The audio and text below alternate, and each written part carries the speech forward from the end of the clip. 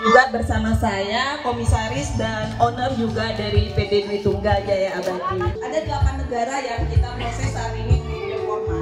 Malaysia, Brunei, Kuwait, Turki, Jepang, Korea, Jordan, dan nanti nextnya kita akan masuk ke Bulgaria dan Austria. Insya Allah kita akan menambah banyak lagi di hospital dan hospitality. Jadi job-job yang ada saat ini bervariasi, dari job restoran, perhotelan, factory worker, hospital, di rumah sakit, kita ada. Tentunya dari job-job tersebut skillnya juga berbeda-beda. Ada yang waiter, waitress, barista, spa terapis. Kalau untuk hospital nurse harus lulusan D3 ataupun S1 seperti itu. Dan gajinya juga bervariasi. Sementara ini gaji yang ditawarkan itu sesuai dengan standar gaji negara penempatan. Sekarang ini minimal kalau khusus ke Kuwait saja minimal gajinya itu 7 sampai 150 juta. Itu SIP yang sudah masuk ke kita saat ini. Dengan gaji minimal yang 7 sampai 7 juta itu biasanya di jabatan-jabatan seperti waiter, waitress, di KFC begitu, itu dengan gaji sekitar 7-8 juta, dan itu sudah free akomodasi, free food, dan free transportasi. Dan itu gajinya bervariasi, tadi saya sebutkan 7 sampai 150 juta, artinya ada yang 15, ada yang 20, 30, 35 sampai maksimal 150 juta. Nah, besar harapan saya dengan perkumpulan kita hari ini bisa mensosialisasikan ke beberapa teman-teman yang dulunya belum mendapatkan informasi terkait job-job yang ada di perusahaan kita saat ini. Ya, mungkin sementara perkenalan dari saya seperti itu. Saya minta Pak Komisaris mungkin untuk sedikit menjelaskan juga kepada teman-teman yang ada di sini. Terima kasih. Assalamualaikum warahmatullahi wabarakatuh. Ya, perkenalkan, nama saya Sunda banget. Nama saya Asep. Ya, asli Sukabumi, Jawa Barat. Saya domisili bukan di Indonesia, tapi di Kuwait. Saya sudah 21 tahun di Kuwait, Pak. Jadi, dan saya pun bekerja di Kuwait itu awalnya sebagai tenaga perhotelan. Ya, perhotelan. Alhamdulillah, saya juga sempat bekerja di beberapa perusahaan dan juga sampai ke Kedutaan Besar Republik Indonesia, bekerja sebagai ini staf khusus ketenagakerjaan yang ditunjuk langsung oleh Pak Hanif Zakiri waktu itu. Ya, jadi saya sendiri yang mempromosikan pekerjaan tenaga-tenaga profesional dari Indonesia, khususnya yang profesional, yang formal, bukan karena tahu sendirilah pembantu itu untuk ke Saudi Arab, ke GCC, terutama untuk ke Kuwait 2009 itu udah ditutup, Pak, ya, untuk pembantu itu. Makanya kalau ada yang 2009 ke sini itu ilegal, tidak ada, karena kita udah moratorium, ya.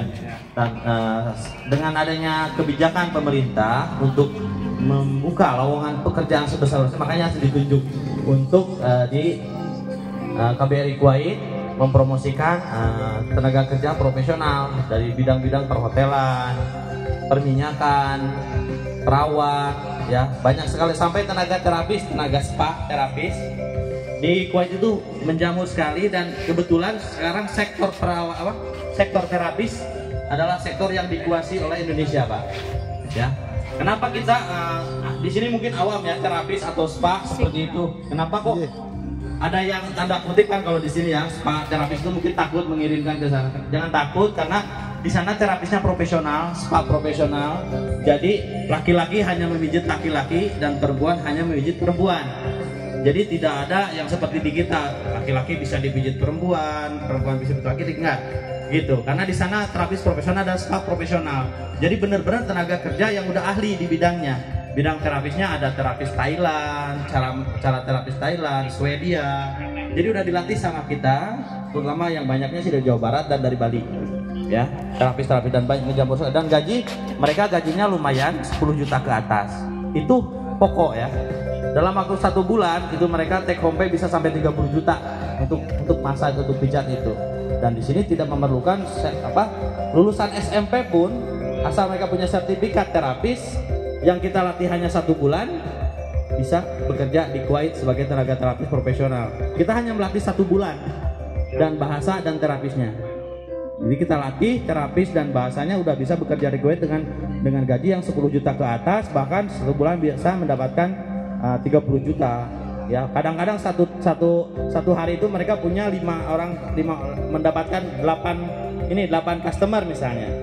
Jadi mereka mendapatkan 8 customer, itu komisi 5% buat mereka.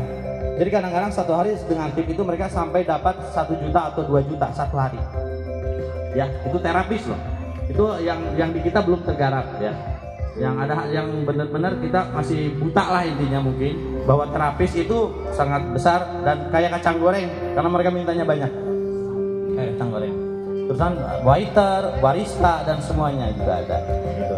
Ya kebetulan tahun 2021 saya bergabung dengan Ibu Yuli di PT Dwi Tunggal Jaya Abadi ini sebagai komisaris ya. Sebagai komisaris yang pun owner juga dengan beliau, dan membuka juga LPK Delta Abadi Internasional. Bapak Ibu bisa lihat di TikToknya ada Delta Abadi Internasional.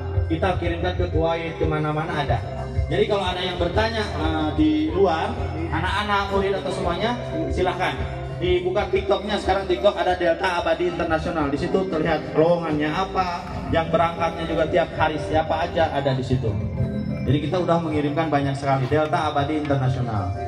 Ya, jadi jangan khawatir untuk masalah ke Kuwait. Memang jobnya itu terus terang saja PT-PT yang di Indonesia semua yang di Indonesia yang mau job Kuwait pasti ke saya dulu.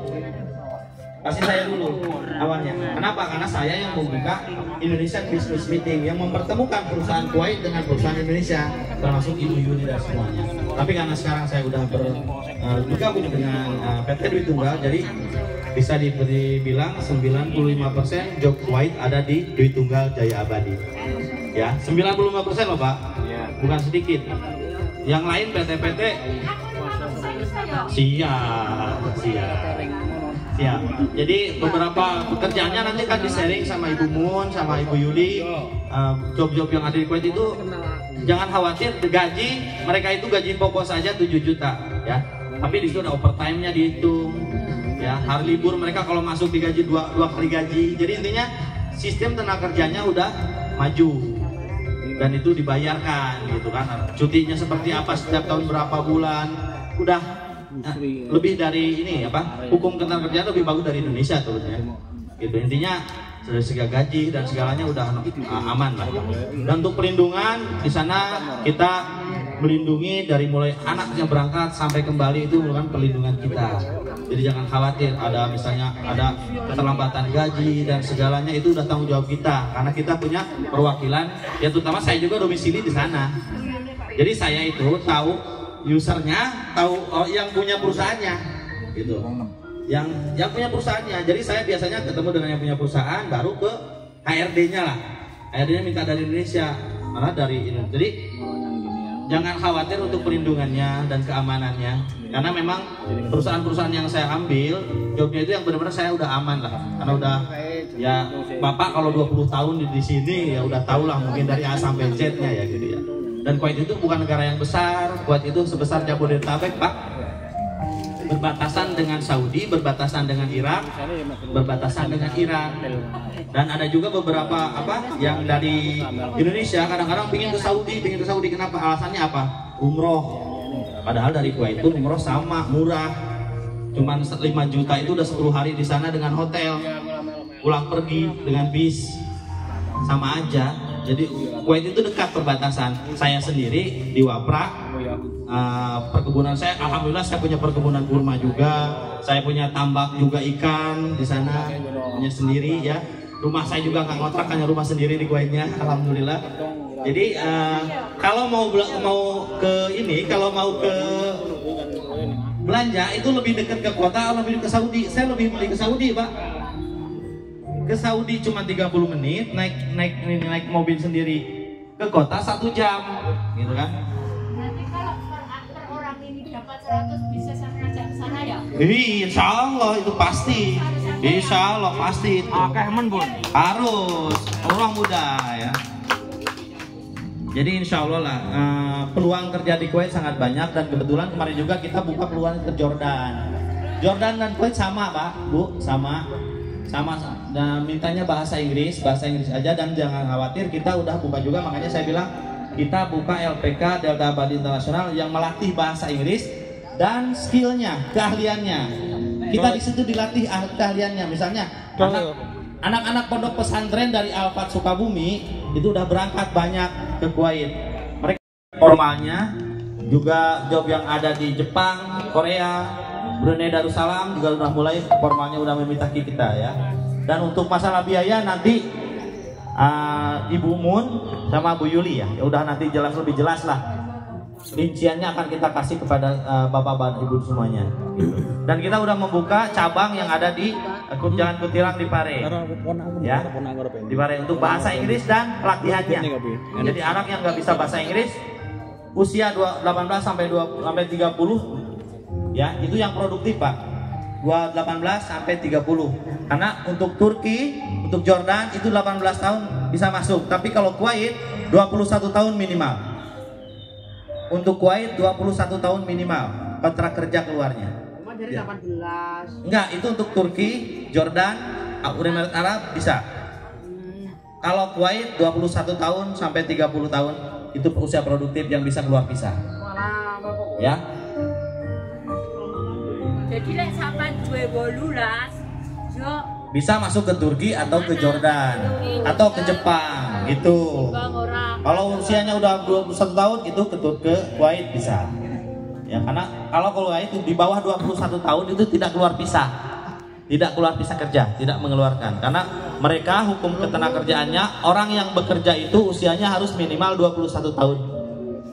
Gitu. Ya. Dan untuk job untuk tadi Bu Yuri udah ngasih tahu bahwa gajinya minimal kita punya minimal sekitar 6, 7 sampai 150 juta pun ada. Rata-rata di kisaran 15 sampai 20 juta. Rata-rata ya. Yang 7 juta itu yang cleaning service ya, yang tidak ada skill atau misalnya crew service yang kita latih. Gitu. Kalau udah di sana 2 tahun mereka bisa memilih pekerjaan lain, bisa bekerja untuk yang lebih lagi. Ya seperti saya datang ke sana dengan gaji yang saya sedikit, tapi insya Allah kalau misalnya di sana betah, kita bisa mencari pekerjaan yang lebih gitu Pak. Itulah promosinya ke anak-anak. Karena memang yang paling penting di sini adalah sosialisasinya. Karena banyak orang yang awam tidak tahu pekerjaan yang di luar negeri itu seperti apa, gitu. Dan gajinya berapa, terus bagaimana kerja ke sana. Kan yang selama ini hanya pembantu supir, ya. Padahal pekerjaan itu banyak sekali buat anak-anak kita, saudara-saudara kita untuk keluar negeri dengan mendapatkan gaji yang layak dan pekerjaan yang sama dengan Indonesia. Ada libur, ada semuanya. Kalau pembantu sama supir ada SIP-nya ya Mas? Ada semua Bu. Kalau saya tidak, saya mengirimkan orang bukan mengirimkan kentang. Jadi saya pengen tidur nyenyak. Intinya saya bebas dari masalah. Jadi legal semuanya gitu kan. Jadi kalau kita mengirim orang itu orang-orang yang pekerjaan yang memang benar-benar udah legal dari pemerintah dan semuanya. Dan terus terang aja, saya yang mengurus dokumen di sana, gitu kan. Kalau Bu Yuli bagian di Indonesianya, saya bagian di Kuwaitnya. Untuk Kuwait, Jordan pun sama, saya ke Jordan, ke Turki juga sama, saya berangkat ke sana. Karena dekat, kalau dari Kuwait saya dekat. Hanya daripada saya ke Indonesia perjalanan sekitar 12 jam 13 jam lebih baik ke Turki, ke Jordan. Hanya berjalan stokone ngarep mulai toko anyarne. Ya mungkin kalau dari saya cukup sekian. Mungkin ada pertanyaan, silakan untuk Kuwait, Jordan, dan silakan lebih jelas. Kalau untuk Kuwait itu tidak ada potong gaji. Selama itu berdasarkan perjanjian ya. Kalau misalnya ada juga beberapa perusahaan yang menawarkan ke kita untuk potong gaji, mereka mengasih ke kita. Tapi kita berdasarkan regulasi Kuwait itu dari 18 tadi itu loh ada potong gaji. Tidak ada. Tidak ada. Kecuali kalau misalnya pihak perusahaan tertentu yang mau kita tapi potong gaji 10% misalnya 4 bulan, 5 bulan itu membantu biaya biasanya. Kalau perusahaan besar biasanya membantu biaya aja. Cuman ya dipotong lebih baik kita tidak ada pemotongan di sana. Gitu aja. Karena memang regulasinya seperti itu. Untuk Jepang yang dipotong. Jepang ada pemotongan. Jepang ada pemotongan. Jepang tanpa anggunan. Tapi kalau Jepang itu enaknya gini. Jadi cuma saya tadi pertanyaan gini terkait masalah tadi. Kebetulan saya beberapa dinas itu kadang-kadang ada mencoba TKI untuk proses sektor formal khususnya Kuwait. Nah, kendala itu kadang-kadang di Kuwait itu dia tuh pakai sistem yang TKI mandiri. Oh iya, TKI mandiri ada. Ada juga P2P. Nah, selama ini kalau soal P2P kita kan jarang melihat. Kalau skemanya P2P itu otomatis kan atas nama perusahaan PT-KMI. Nah, biasanya kalau dinas tenaga kerja itu kalau masalah P2P atau TKI mandiri itu kita ngomong P2P aja khusus untuk PT ya. Itu kan harus ada SIP-nya. Karena untuk pengajuan siap kerjanya ID itu harus ada. Itu untuk Jawa Timur dan seluruhnya. Cuma kalau TKI mandiri selama dari user ada kontrak kerjanya itu kan bisa dilayani. Ya, otomatis untuk PT Dwi Tunggal Jaya tadi otomatis nanti untuk proses pengadilannya otomatis untuk Jawa Timur kan harus ada cabang. Nah, itu karena sudah dengan Pergub Jawa Timur. Otomatis nanti kalau ada SIP-nya, saya insya Allah ya kita bisa bantu dikit-dikit gitu, Pak. Siap. Itu aja, Pak. Terima kasih. Terima kasih Pak Didik ya. Jelas dalam penempatan itu karena memang saya bekerja di ketenagakerjaan khususnya untuk pekerja migran Indonesia ada dua sistem. Ada dua sistem.